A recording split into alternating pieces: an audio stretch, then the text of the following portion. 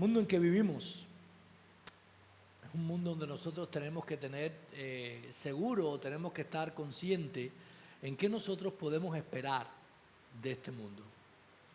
¿Qué esperar en nuestro tiempo de vida? ¿Qué esperar que el mundo puede ofrecer o puede darnos de cómo van a ser las cosas en el mundo en el cual nosotros estamos viviendo? Y muy aparejado a qué nosotros podemos esperar en este mundo está la idea de que una de las cosas más importantes para la humanidad en la cual nosotros vivimos es la esperanza, ¿verdad? Usualmente somos capaces de soportar muchas cosas en el presente si al final del túnel nosotros estamos viendo una luz. Todo el mundo sabe eso, ¿verdad?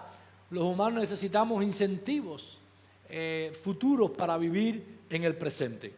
Eso es tan importante y es una realidad que si usted va, por ejemplo, sobre todo en otros países donde existen campañas políticas, los políticos llenan sus campañas de promesas.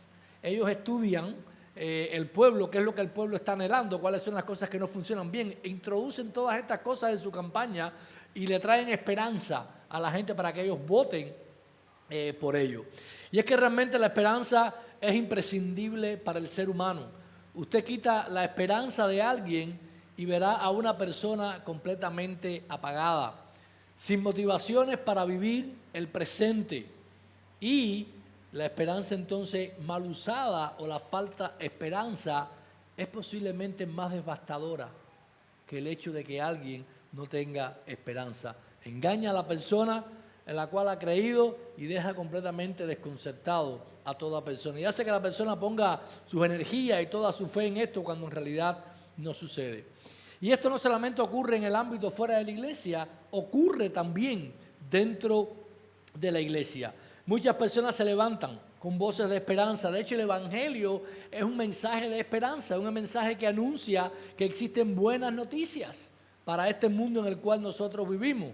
Pero no todo lo que se oye es verdadero. Muchos de los mensajes esperanzadores que nosotros oímos en la iglesia de hoy en día están completamente infundados. Son mensajes triunfalistas que engañan al pueblo de Dios, sobre todo aquellos que están mezclados con un poco de verdad. Por ejemplo, hablan del triunfo y la conquista de la iglesia en este mundo, pero ignoran a qué se refieren cuando hablan acerca de que la iglesia va a triunfar y va a conquistar. Y sobre todas las cosas pasan por alto cómo luce ese triunfo de la iglesia en este mundo en el cual nosotros vivimos. Es por eso, hermanos, que es tan importante saber en quién nosotros estamos confiando en este mundo. A quién nosotros le estamos dando nuestra habilidad para confiar en la esperanza. ¿Quién es el que nos está dando a nosotros la esperanza en este mundo? ¿Dónde la estamos poniendo? ¿A dónde estamos mirando nosotros para buscar esa esperanza? Sí, la iglesia ha vencido, la iglesia está venciendo y la iglesia vencerá. Esto es una esperanza firme, lo declara en la Escritura, ¿verdad? Ni aun las puertas del Hades prevalecerán en contra de la iglesia, pero la manera en que esto va a suceder y cómo luce este triunfo quizás es muy diferente a lo que nosotros pensamos. Y el pasaje que vamos a ver hoy en la mañana, que está en el primer capítulo de Apocalipsis, versículos del 9 hasta el 20, invito a que lo busquen ahí para leerlo, habla un poco acerca de dónde necesita estar nuestra confianza y dónde necesita estar basada nuestra esperanza. Así que Apocalipsis 1 del 9 al 20, dicen de esta manera: yo, Juan, vuestro hermano y partícipe con vosotros en la tribulación y en el reino y en la perseverancia en Jesús, estaba en la isla llamada Patmos por causa de la palabra de Dios y el testimonio de Jesús. Yo, estando en espíritu en el día dominical, oí detrás de mí una gran voz como de trompeta que decía: escribe lo que ves en un rollo y envíalo a las 7 iglesias, a Éfeso, a Esmirna, a Pérgamo, a Tiatira, a Sardis, a Filadelfia y a la Odisea. Y me volví para ver la voz que hablaba conmigo, y vuelto vi 7 candelabros de oro, y en medio de los 7 candelabros a uno semejante al Hijo del Hombre, vestido de una túnica talar y ceñido a la altura del pecho con una faja de oro. Su cabeza y los cabellos eran blancos como la lana blanca, como la nieve, y sus ojos como llama de fuego. Sus pies eran semejantes al bronce bruñido, como un horno encendido, y su voz como el estruendo de muchas aguas. En su diestra tenía 7 estrellas, y de su boca salía una espada aguda de doble filo, y su semblante era como cuando brilla el sol en su fuerza. Cuando lo vi, caí como muerto a sus pies. Pero él puso su diestra sobre mí diciendo: no temas, soy el primero y el postrero, el que vive. Aunque estuve muerto, pero he aquí vivo por los siglos de los siglos, y tengo las llaves de la muerte y del Hades. Escribe pues las cosas que has visto, y las que son, y las que están a punto de suceder después de esta. El misterio de las 7 estrellas que viste a mi diestra y los 7 candelabros de oro. Las 7 estrellas son los ángeles de las 7 iglesias, y los 7 candelabros son las 7 iglesias. Hermanos, este pasaje nos está enseñando claramente a nosotros dónde nosotros podemos confiar, poder poner nuestra confianza en nuestra vida y en este mundo. Y esa confianza debe radicar precisamente en el Cristo resucitado, que es el juez, sacerdote y Señor de la iglesia. Nosotros necesitamos poner nuestra confianza en el Cristo resucitado, que es el juez, sacerdote y Señor de la iglesia. ¿Y por qué nosotros podemos confiar en Jesucristo? ¿Por qué podemos confiar en este Cristo resucitado? Bueno, primeramente el pasaje nos enseña en los versículos del 9 al 11 que podemos confiar en este Cristo resucitado porque Él se ha revelado a nosotros. Los últimos años del cristianismo han sido años de cristianismo donde muchas personas quieren una revelación de Dios. Quieren una revelación del Espíritu Santo. Quieren ver cosas tremendas, ¿verdad? Y experimentar de primera mano una revelación. Bueno, nosotros tenemos aquí en la palabra de Dios y en este libro específicamente de Apocalipsis una revelación de Jesucristo tremenda. Una revelación de Jesucristo que es muy importante para el tiempo en el cual nosotros estamos viviendo. Y lo primero que hace Juan cuando él está viendo esta revelación es que él se identifica con aquellas iglesias, aquellos hermanos a los cuales él está enviando esta carta. Y miren cómo él se identifica de 3 maneras. Versículo 9 dice: primero, soy vuestro hermano, ¿ok? Son hermanos en la fe, son cristianos, partícipe con vosotros ¿en qué? Dice, primero en la tribulación. ¿Dónde está Juan? Bueno, ahí en la última parte del versículo 1 lo dice. Él está en la isla de Patmos por causa de la palabra de Dios y el testimonio de Jesús. ¿Qué significa esto? Literalmente esto está significando que Juan estuvo en un juicio y en ese juicio Juan fue encontrado culpable y fue desterrado de la ciudad donde él estaba debido a eso. Esta palabra testimonio que se usa aquí es la misma palabra que Juan usa en su evangelio para referirse a este tipo de juicio, de testimonio que se daba en las cortes. En otras palabras, hermanos, Juan estaba enfrentando el destierro por causa de Jesucristo. Y él fue llevado a un tribunal. Y en el tribunal fue encontrado culpable de seguir a Jesucristo. Y no se retractó de ello y fue desterrado entonces a la isla de Patmos. Y Pablo, y lo que está diciendo Juan entonces a todas las iglesias es: yo estoy en tribulación de la misma manera que ustedes están en tribulación.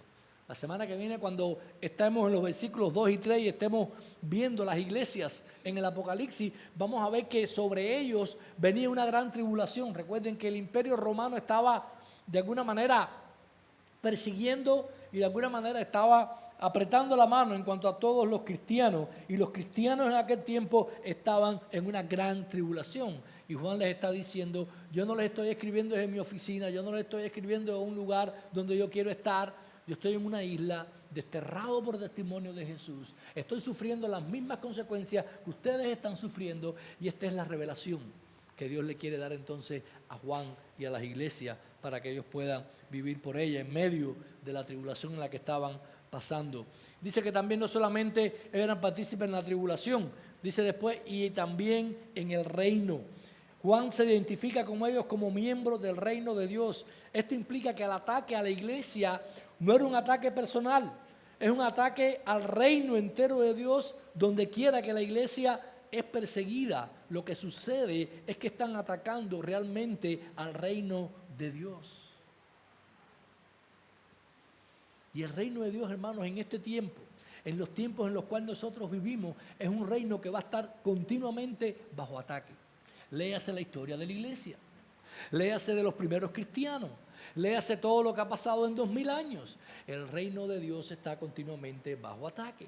El ataque a la iglesia, el ataque a los cristianos es un ataque contra el reino de Dios y por tanto es un ataque contra el mismo Dios. Es un mundo que se levanta en contra de Dios. Y nosotros necesitamos entender que eso es algo de lo que nosotros vamos a esperar en este mundo. Vamos a esperar persecución, vamos a esperar tribulaciones, vamos a esperar padecimientos y vamos a esperar todo tipo de ataques. Pero no solamente él era partícipe de la tribulación y del reino, él termina diciendo que era partícipe también ¿en qué? En la perseverancia en Jesús. Juan está diciendo, yo he perseverado a través de esta tribulación.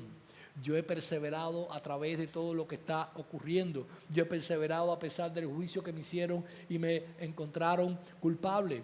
Y usualmente cuando los cristianos y todas estas personas iban a un juicio, ellos tenían la opción de retractarse.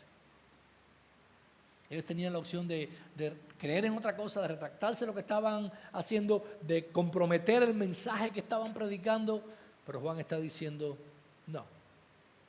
Y debido a que él dijo no, entonces él está preso en la perseverancia. Hermano, parte de lo que Juan ya nos está intentando transmitir en el principio del libro de Apocalipsis es que la manera en que la iglesia triunfa en el mundo es a través de la perseverancia en el testimonio de Jesucristo. No es otra cosa. No es haciendo bulla. No es apelando a poderes políticos. No es armando una revolución social. La iglesia triunfa mientras ésta persevera en el Evangelio de Jesucristo. Y eso es algo que nosotros tenemos que asimilar. Este es el mensaje que Juan le estaba mandando a estas iglesias que estaban siendo allí perseguidas. De hecho, recuerden que Juan estaba allí preso. Miren cómo él se identifica más adelante en el versículo 10. Él empieza a decir entonces las condiciones en las cuales esta revelación llega a él. Y todo lo que está haciendo Juan aquí es diciendo, esto es una revelación que viene de Dios. Esta es auténtica, es genuina. Dice, estando en espíritu en el día dominical, oí detrás de mí una gran voz como de trompeta. Esto es una imagen de la misma manera en que Dios se le reveló a Ezequiel en los capítulos 2, 3, 14 y 24. Mientras Ezequiel estaba en el espíritu vino a él entonces la revelación de Dios. Y lo que Juan está diciendo es, o sea, esta revelación es tan auténtica porque es la misma manera en que Dios se ha revelado en otros tiempos. Y dice que la voz que oí una voz como de trompeta. Y lo que está hablando aquí es también la manera en que se describe la voz de Dios. Así es que una y otra vez lo que Juan está diciendo, esta es la revelación que viene de Dios. Entonces, imagínense esto, hermano, porque yo creo que esto tiene mucho que ver con nosotros hoy en día. Hoy, en este momento, hoy domingo, cuando estamos reunidos aquí en este lugar. Y posiblemente sea el último domingo cuando nos reunamos en este lugar. ¿Qué mensaje nos puede ayudar? Saben que el mensaje de aliento, yo creo que a través de los tiempos se ha diluido. Y hoy por hoy el mensaje de aliento que se le da a una persona cuando tiene un problema, cuando tiene un cáncer, cuando tiene enfermedad, cuando está pasando por dificultades con alguien, este mensaje que se le da a las personas hoy en día es un mensaje que está muy diluido, ¿verdad? Y entonces oramos con una persona que está en cáncer y le decimos, no te preocupes, Dios te va a rescatar. No te preocupes, Dios te va a curar. Quizás no. O cuando la iglesia está siendo perseguida en algún momento, no te preocupes que Dios lo va a resolver todo. Quizás no. Estamos orando para que Dios nos permita continuar aquí, siendo testimonio y luz para todo este lugar, pero quizás no. Es un mensaje que se basa en un triunfalismo barato. Pero el Dios en el cual nosotros creemos y el Dios en el cual nosotros confiamos es un Dios que cuando la iglesia está en persecución, ¿saben lo que hace? Da una revelación excelsa de Jesucristo. Es lo que encontramos a partir del versículo 12 y hasta el versículo 18. Hermano, lo que nosotros necesitamos hoy es poner nuestra mira en esta revelación de Jesucristo para poder perseverar en medio de las tribulaciones y los problemas que tenemos en este mundo. porque el fin del cristiano no está en este mundo, sino que está mucho más allá. La comisión que se le da a Juan en el versículo 11, él tiene una sola cosa que hacer con todo lo que él va a ver. Dice, escribe lo que ves. Escribe esta gran revelación, escríbela. Juan está viendo, él está viendo y le dice, escribe y mándalo a las iglesias. Las iglesias necesitan desesperadamente esta visión del Cristo resucitado para que puedan seguir perseverando en medio de la tribulación y de lo que está ocurriendo. Esa es la encomienda que se le da en el versículo 11 a todas estas 7 iglesias que ya hemos hablado de lo que ella representa. Y dice que Juan, cuando él está oyendo esta voz, pero cuando él se vuelve para ver el que estaba hablando con él, ¿qué es lo que ve Juan? Acostúmbrense a esto en Apocalipsis, Juan muchas veces oye una voz y después se vuelve y ve una cosa, una visión muy con descripciones muy grandes. Miren lo que dice a partir del versículo 12. O sea, no solamente nosotros podemos confiar porque Dios nos ha dado esta revelación escrita. Hermano, la revelación de Jesucristo está escrita. Nosotros la tenemos en nuestras manos. Dios se la dio para que Juan la escribiera. Él la escribió, Él la mandó y nosotros la tenemos hoy. No tenemos que estar buscando muchas otras revelaciones. Ya tenemos la revelación de Dios en nuestras manos. Pero no solamente por esta revelación, sino porque su revelación muestra que Jesús es el juez, sacerdote y gobernador de su iglesia. Eso es lo que nos muestra la revelación que vamos a ver ahí en los versículos del 12 hasta el 18. Inmediatamente Juan se voltea para ver el que hablaba con él. Y aquí es donde tiene esta visión, ¿verdad?, de Cristo. Lo primero que ve son 7 candelabros de oro.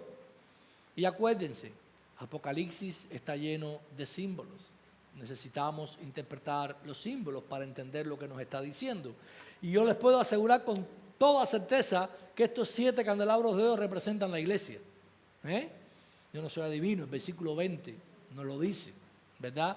Que simplemente estos candelabros representan la iglesia. O sea, cuando él se vira, cuando él se voltea, él ve estos 7 candelabros allí y lo que él está viendo entonces es que en medio, versículo 13, en medio de los 7 candelabros, a uno semejante al Hijo del Hombre. Jesús se voltea y Jesús entonces ve estos candelabros, Juan ve estos candelabros. Estos 7 candelabros representan la iglesia en su totalidad. Recuerden que esto es una imagen también que en Zacarías 4, del 2 al 6, los candelabros con las 7 lámparas representaban a todo el pueblo de Israel. Y lo que está haciendo Juan es diciendo, este candelabro que estaba aquí, en este lugar, en el lugar santo, en la presencia de Dios, ahora representa a la iglesia, al pueblo de Dios. ¿Y quién está caminando en medio de los candelabros? La presencia de Dios. Hermanos, como iglesia, nosotros estamos delante de la presencia de Dios. Como iglesia, nosotros estamos delante de Dios. Y Dios camina en medio nuestro. Dios nos conoce. Dios sabe cada cosa de nosotros, de la iglesia. Lo curioso que vemos aquí en esta descripción, que vemos aquí en el versículo 11, es que lo que hace Juan es que él mezcla 2 imágenes de Daniel en el capítulo 7. El pasaje que se leyó, vemos 2 imágenes. Es la imagen del anciano de días representando a Dios, ¿verdad? Sabemos que es así porque habla acerca que es un vestido, una túnica de telar, ceñido a la altura del pecho y demás, y la imagen del Hijo del Hombre que viene hasta él. Pero ¿saben lo que hace Juan? Juan dice, estas 2 personas realmente son una.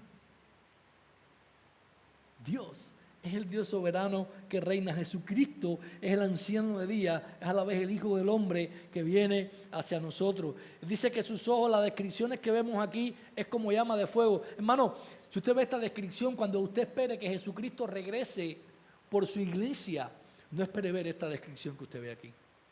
Estos son símbolos de quién es Jesucristo. Usted no va a ver a Jesús con llama de fuego, ni va a ver una espada que saca de su boca, ni va a ver ninguna de estas cosas literales que usted ve aquí. Son símbolos que nos están hablando de la naturaleza de Jesucristo y de sus roles de Jesucristo. El hecho de que Jesús esté en medio de los candelabros muestra su rol como sacerdote. Jesús es el que está ministrando a la iglesia. Él cuida de la iglesia, examinando a la iglesia y juzgando a la iglesia.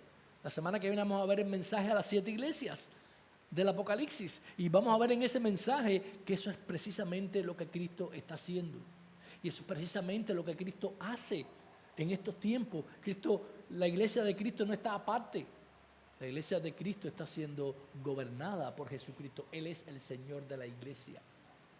Él es el gobernador, Él es el sacerdote de su iglesia y Él ejerce este rol. Sus ojos, como llama de fuego en el versículo 14, habla de su rol como juez. La presencia constante de Jesús con su iglesia significa que Él conoce su condición espiritual, lo cual resulta en juicio o bendición. Si usted lee Daniel capítulo 10, puede leerlo, después no lo veo por cuestiones de tiempo, y usted va a ver que ahí se habla acerca del rol de juez que tiene el Hijo del Hombre. O sea, estos ojos de llama significa Jesucristo es el juez. Sus pies como bronce bruñido. En el 15 voy a representar el fundamento de pureza moral en Cristo, el cual quiere también edificar la iglesia en ella. En el 3:18 hay una frase muy similar que se usa dirigido a una de las iglesias. Cristo está edificando su iglesia en esa pureza. El pelo y la cabeza es tomado a la imagen del anciano de Días en el 7:9. Por eso es que él está uniendo estas dos imágenes y podemos pensar en Cristo y en Dios en los mismos términos. Voz como estruendo de muchas aguas viene de la descripción que se hace del Todopoderoso en Ezequiel 1:24 en el 43:2. Dice que en su mano Él tiene las 7 estrellas. Ahí en el versículo 16. En el 20 se nos dice que estas estrellas son los ángeles. Hay dos maneras de interpretar esto. O los ángeles son seres celestiales que están en las regiones celestiales representando a las iglesias delante de Dios, o son los pastores de la iglesia, los mensajeros. Cualquiera de las maneras que usted lo vaya a interpretar, el mensaje que está dando es este. Jesús es el juez de la iglesia y el soberano de la iglesia. Si nosotros mañana como iglesia tenemos que irnos de este lugar, no es porque las autoridades nos están botando de aquí, es porque Jesucristo, el soberano, Dios, juez de la iglesia, así lo ha determinado. Y las autoridades son simples instrumentos en sus manos. Hermano, es Dios quien gobierna su iglesia. Es el Cristo resucitado. No es el mundo, no es el Estado, no son gobiernos, no es Satanás que está continuamente empujando en contra de la iglesia. Es Jesucristo resucitado que está ejerciendo su poder y su dominio en este mundo. Y por tanto nosotros podemos afianzarnos en esta verdad. Él tiene las iglesias en su mano, autoridad completa sobre la iglesia, aún en los lugares celestiales. Dice que de su boca sale una espada aguda de doble filo. Esto se basa también en profecías de Isaías capítulo 11 y 49. Y ambas también hablan del rol de Cristo como juez. Es a través de su espada que simboliza la palabra de Dios que nosotros somos juzgados. Hermanos, cada vez que la palabra de Dios es abierta, cada vez que los cristianos estamos reunidos como un cuerpo y la palabra de Dios es abierta y expuesta, Cristo visita su iglesia en juicio y bendición. Y su iglesia es juzgada. Es por eso que es tan importante que nosotros nos aseguremos que estamos predicando la palabra de Dios y no la nuestra. Porque esa es la manera en la que Cristo gobierna a su iglesia y es la cabeza de su iglesia y corrige a su iglesia. Su semblante, como cuando brilla el sol en su fuerza, es una imagen que viene de Jueces 5:31. Y este mismo patrón que podemos encontrar en otros lugares. Y esto habla de los victoriosos guerreros israelitas que vinieron después de vencer. Y apunta en este pasaje a el guerrero mesiánico de los últimos tiempos. En otras palabras, mis hermanos, ¿cuál es esta visión? ¿Qué es lo que está diciendo Juan? ¿Qué él está viendo? Bueno, él está viendo al Cristo resucitado, que es un guerrero victorioso por sobre todas las cosas, que es el juez, que es el sacerdote y que es el gobernador de su iglesia. Lo que le está diciendo a la iglesia, no importa que ustedes estén en tribulación o estén siendo perseguidos, el que gobierna es Jesús, el que los juzga es Jesús, el que los cuida es Jesús. ¿No es de ánimo? ¿No es de ánimo para nosotros saber que Jesucristo vela cuidadosamente por su pueblo y por su iglesia?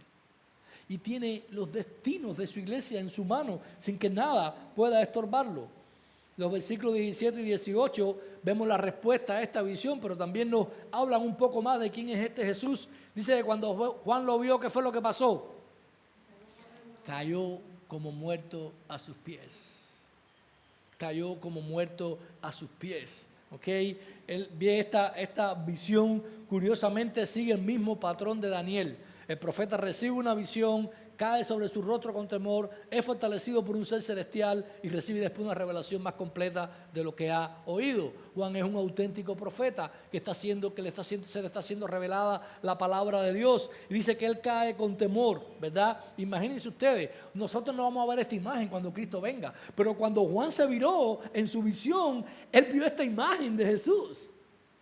Y él cayó como muerto.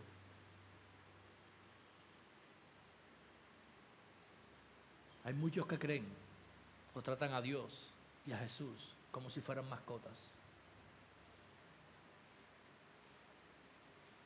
Dios no es nuestra mascota. Jesús no es nuestra mascota.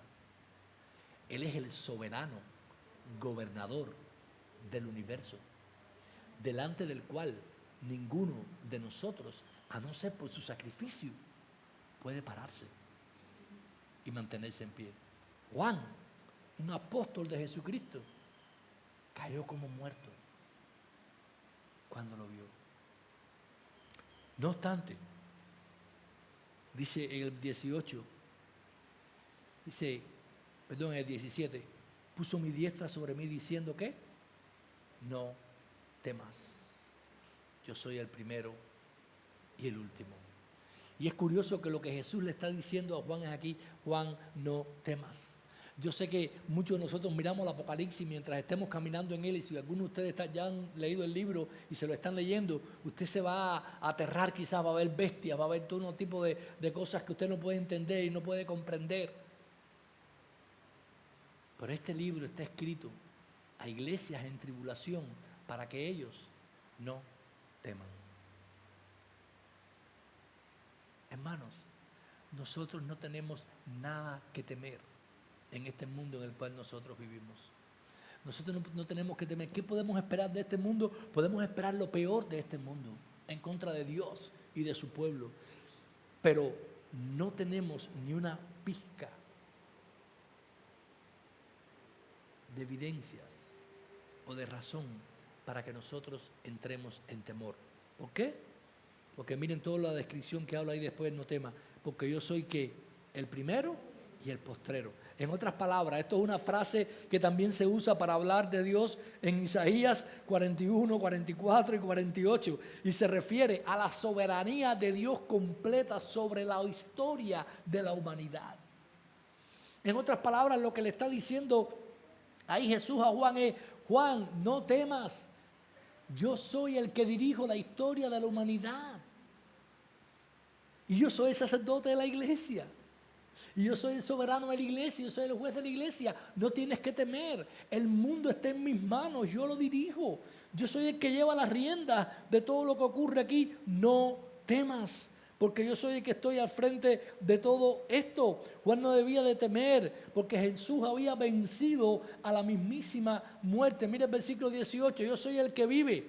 Aunque yo estuve muerto, pero yo aquí que vivo por los siglos de los siglos. Él está diciendo: yo fui el que vencí a través de la muerte.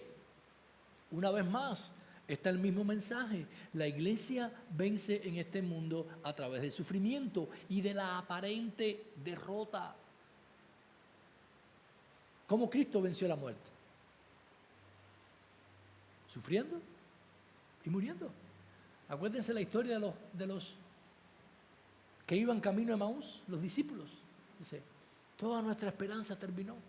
El que creíamos que era el Mesías murió en una cruz. No hay ninguna esperanza. No hay nada que esperar.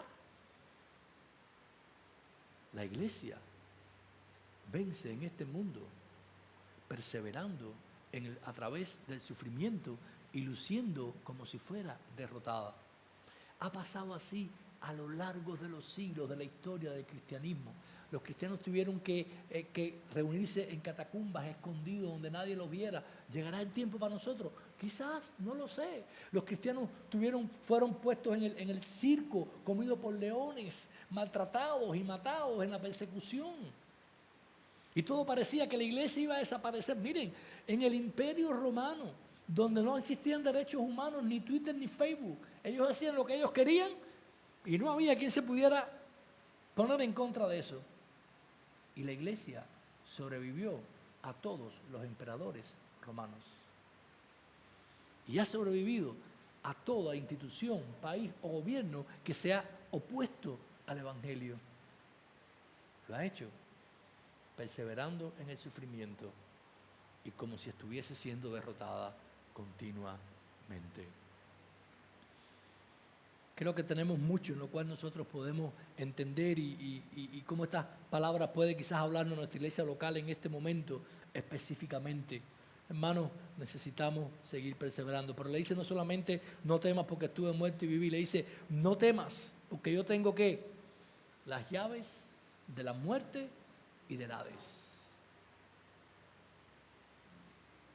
¿Qué es lo más malo que pueda pasar con nuestras vidas? ¿Qué es lo peor que le pueda pasar a una persona?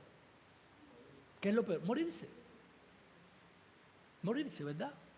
Eso es lo peor. Lo que ha mostrado la COVID-19 es que el mundo le tiene pánico a morir. Pánico.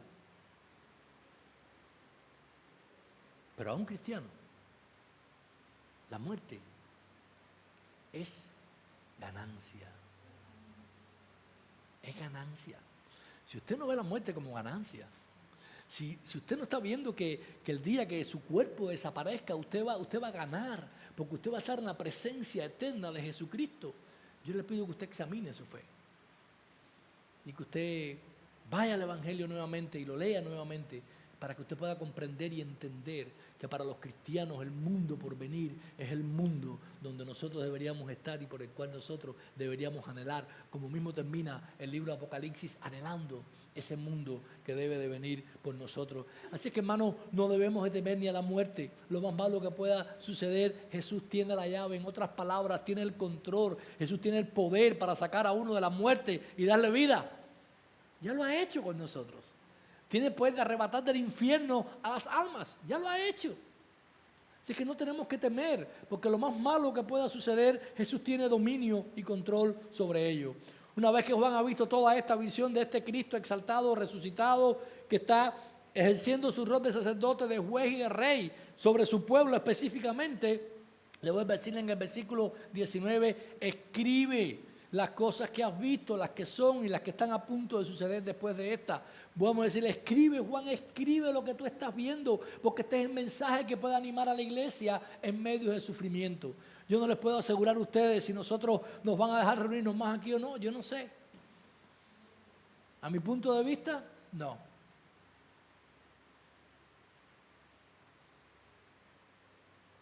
Pero tenemos la confianza en Jesucristo, que es el Rey y sacerdote y juez de su iglesia. Y nuestra esperanza está puesta completamente en Él. Y ahí necesitamos nosotros basar y seguir edificando nuestra confianza. Cuando habla acerca de las cosas que están a punto de suceder, Él está hablando en el lenguaje de Daniel de los últimos tiempos. Y lo que está diciendo, escribe todo esto, porque todo esto es lo que va a suceder en los últimos tiempos. Recuerden, hermanos, la iglesia en los tiempos del Apocalipsis, la iglesia siempre ha vivido en los tiempos del Apocalipsis. Cuando Jesucristo venga, se cumple el Apocalipsis y se acaba el tiempo aquí. El tiempo de la iglesia es un tiempo de Apocalipsis. Hay muchos que han dicho, bueno, la COVID es una plaga del Apocalipsis. Sí, sí la es. Pero ha habido plagas del Apocalipsis desde que Juan escribió este libro, hace 2000 años, una tras otras, todo tipo de cosas. Vamos a ver una y otra vez cómo esto es un patrón que hemos visto en la Escritura continuamente. Y todo esto viene sobre este mundo, y este es el mundo en el cual nosotros vivimos. ¿Qué espera de este mundo? qué tipo de cosas espera, cómo espera que la iglesia va a vencer. No es a través de comodidades, no es a través de tener el beneficio, el beneplácito de las autoridades. La iglesia no vence cuando es capaz de cumplir o construir grandes templos y hacer todo lo que quiera. No, muchas veces cuando la iglesia está en esa posición, la iglesia compromete el evangelio, como veremos la semana que viene. La iglesia vence a través de sufrimiento y perseverancia en medio de las tribulaciones y persecuciones que vienen sobre ella. El versículo 20, él termina diciendo: el ministerio de las 7 iglesias que viste a mi diestra son los 7 candelabros de oro, las 7 estrellas son los ángeles de las 7 iglesias y los 7 candelabros son las 7 iglesias. Él le revela lo que está por suceder. Acostumbrémonos entonces a partir de ahora a ver en Apocalipsis todos estos símbolos que nos hablan acerca de lo que son. ¿Cuál es lo que está intentando decirle? Yo soy soberano sobre la iglesia. Hermano, Jesucristo es soberano sobre la iglesia. Nunca olvidemos eso. Hay gente que piensa que no, pero Él es soberano sobre su iglesia. Si las perspectivas claras y la esperanza certera nos proporcionan todo lo que necesitamos para seguir adelante en el presente, nosotros necesitamos entonces entender y comprender y poner nuestra confianza en el único que puede darnos una esperanza realista y verdadera, no una que sea de conmiseración. En los tiempos en los que se ha alargado en este tiempo, en nuestra era, y que continuará hasta el retorno victorioso de nuestro Señor Jesucristo, no espere nada bueno del mundo. Y el día que el mundo le ofrezca a la iglesia cosas buenas, es porque quiere comprometer a la iglesia.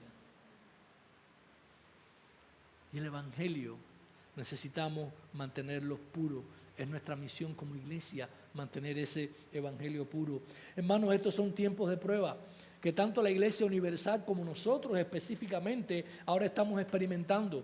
Lo que necesitamos antes que todo es una perspectiva real de en quién nosotros estamos confiando.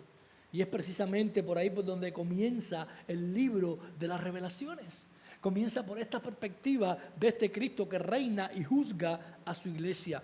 Muchos cristianos se pasan la vida anhelando, como dijimos al principio, revelaciones del Espíritu Santo acerca de Dios, y pasan por alto que estas revelaciones ya nos han sido dadas. ¿Tú quieres tener una revelación de Jesucristo? Lee la Biblia. ¿Tú quieres tener una revelación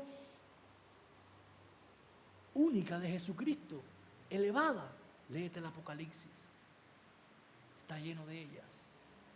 No tienes que ir a otro lugar. Ya Él se ha revelado a nosotros.